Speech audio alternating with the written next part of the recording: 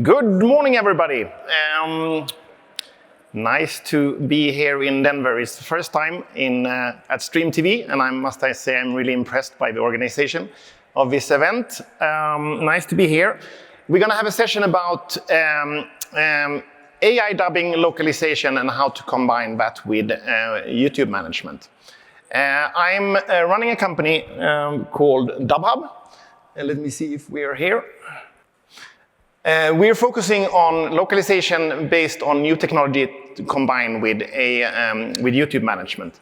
In my previous project that I ran until last year, called Echo Rights, we were running a quite substantial operation around the world by distributing TV series like 20,000 hours a year, but also doing a lot of YouTube management.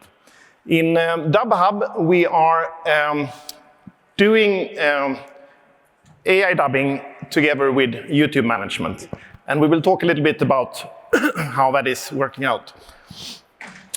Language versions is really a key thing to reach the world. And I think we are in really exciting times of doing, for the first time, we can reach the whole global audience without being like one of the big companies.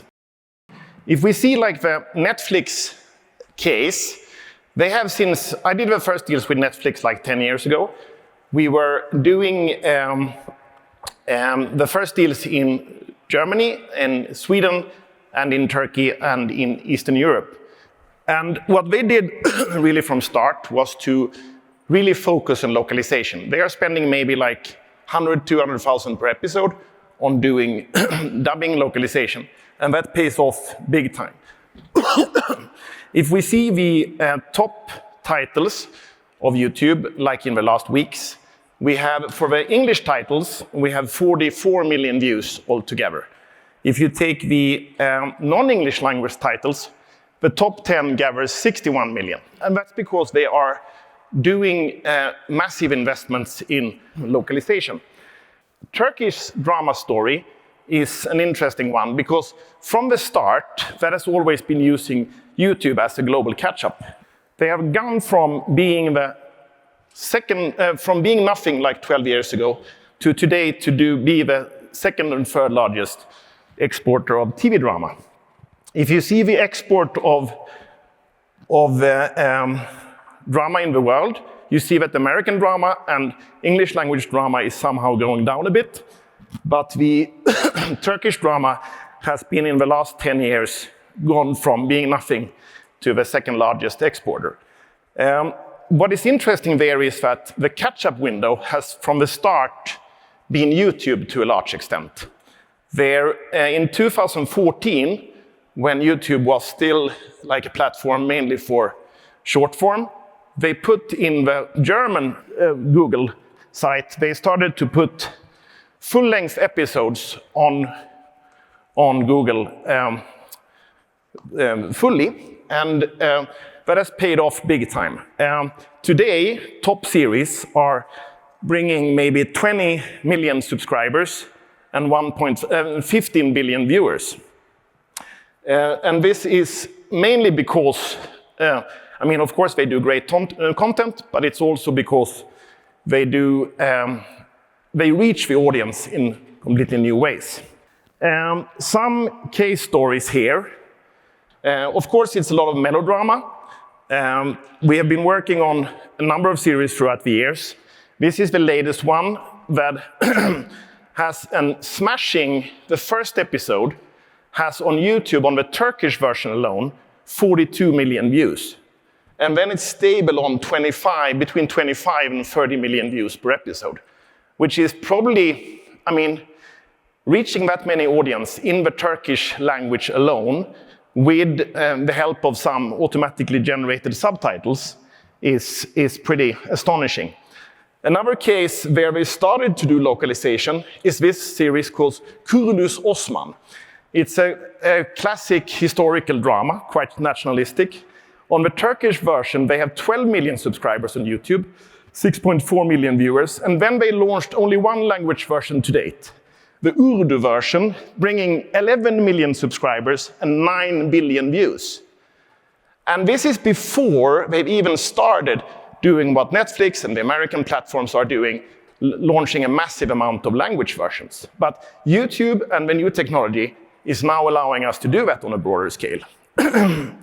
Because the power of language versions, when you do that fully, is really, really strong for many reasons. This may be a bit technical, but I want to be a bit technical and actually talk about the money. Because those are some Turkey series that I've been working on historically, and some from competitors. And if you have like let's say 2 million subscribers, some series have 10 million, like 6 million subscribers on the original version that you have today. If you take that in the number of views and convert it, I'm not sharing confidential information, this is just public ones. But if you take $2 per subscriber, which is what you normally get, you get between $2 and $10 million from the original version. Then they have to date launched a number of language channels, mainly because they've gotten the dubs back from the licensees around the world. So if you take those series like Elif, Legacy, The Promise, Golden Boy, they are kind of doubling the revenues based on just a few language assets. But if you take the full potential of launching those series into, let's say, 5, 10 top languages in the world, this is the estimated revenue that you will generate from YouTube revenues alone. And Golden Boy, for example, I wouldn't be surprised if they're passing $50 million in revenue from one TV series. What they do in Turkey is that they launch the series as individual channels, and then adding additional channels for each language version. So it's pretty powerful figures that you can do, and especially if you do it fully from start with a large number of language versions. And then because we see on YouTube today that you have a huge number of channels. The best ones, the top ones, has more than 100 million subscribers. When I calculated a few weeks ago, there were 12 of those. There are 55 who has between 50 and 100 million subscribers. And then you have a huge middle of the pyramid with between 1 and 50 million subscribers, and they are like 60,000 of those. But the interesting thing, and if you then, to date, the power of investing in global language asset has been limited to quite a few players. Like the top channel, this is one of the top channels on the top 10. It's Vlad and Nikki, they have it's two kids doing kid stuff. The global audience loves it. There are 140 million subscribers on the English language channel. But what they have done is that they do individual language channels. And this is the Arabic, adding another 30 million, 27. We have the Spanish one, 30 million subscribers. For different language versions, here are some other ones that are not really recognized. The Thai channel with 13 million subscribers. To conclude, the original channel has 141 million subscribers. The language channels has, I think, 450 million subscribers. And of course, if you're this big channel, you can afford, I mean, Mr. Beast is another one. He has a huge number of language channels, or not channels. He does it within the same channel, but with different audio tracks. He has 30 people just doing the localization. And I would love to see the organization of Nico and Vlad. And if you're this big, you can do it also with manual dubbing and invest whatever it costs. But the real potential, I think, is this segment, the 60,000 channels with between 1 and 50 million subscribers. For those, the AI dubbing that we are delivering and making it better and better, there you can do 10, 20 languages at a very reasonable fee. And I think that's an enormous potential for any content creator who wants to work globally. We've been working with the AI dubbing now for the last 2 years. I started the company when I was on garden leave from Echo Rights, and with some tech guys, because in Stockholm, where I'm based, there is a lot of audio tech guys from the Spotify community and all those companies. And initially we were thinking, checking all the alternatives, and most people think it's tech people coming in and say the machine will do it all. You know, you put in the content in one side and you get a perfect dub in the other side. It's just a matter of time. But we don't think that's the case, really. I don't think that will happen anytime soon, because it is a lot of, basically, to run an AI localization company, it's not so different organization-wise from running a traditional one. It's just that you don't have actors, you have AI instead.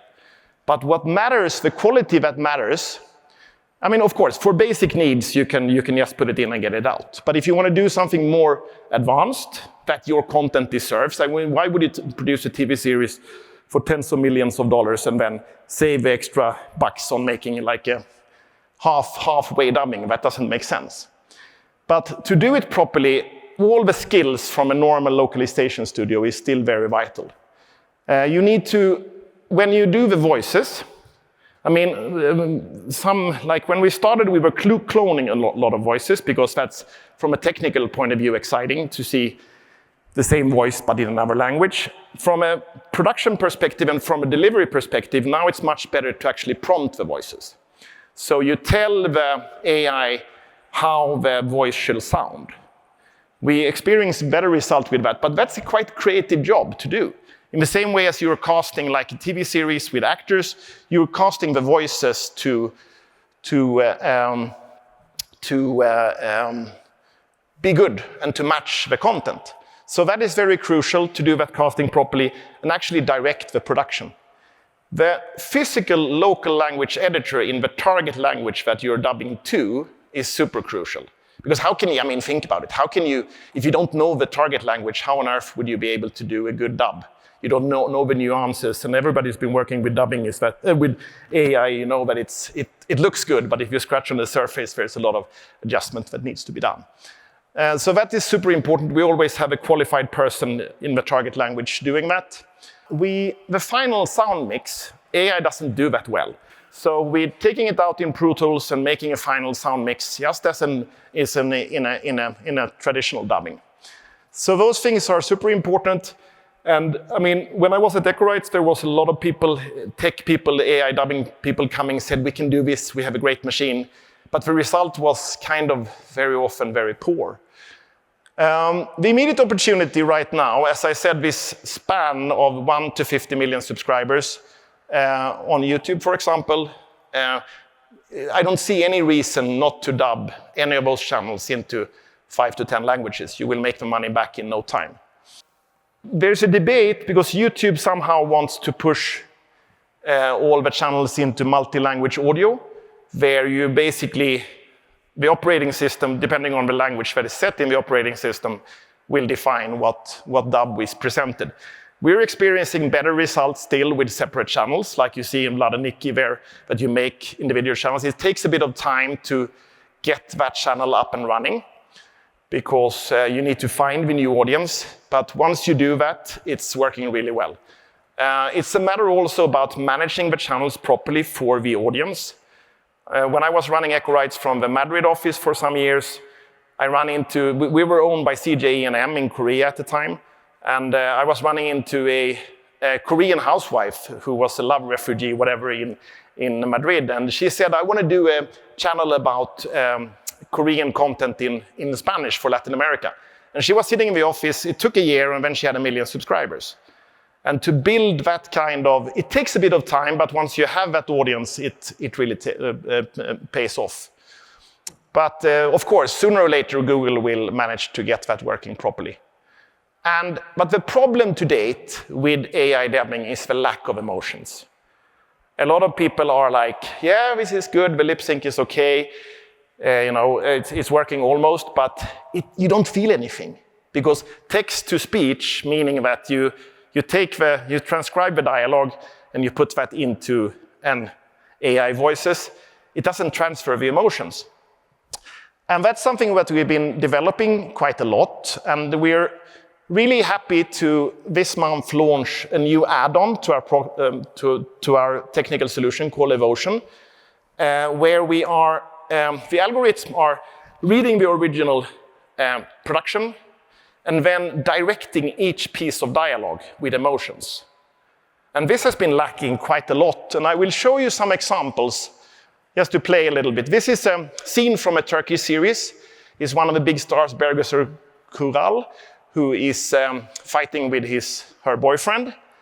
And let's listen carefully how it sounds when you do it through the current text-to-speech technology, still with a lot of manual adjustments, that being said. It doesn't work yet with the machine, as I said. But this is how it sounds when you do the current text-to-speech dubbing. Hassan, open the door. You're embarrassing us and the kids are scared. Open the door. Zuhal, Why don't you welcome. open the door? I didn't hear you. I was on the phone. I've been banging on the door since The forever. bell doesn't ring inside. Listen to me, Hassan. I've specially chosen this doorbell. It can be heard even from the street. How can you not hear The it? speaker doesn't work. Then have it fixed. Yeah, I will. You understand what they say?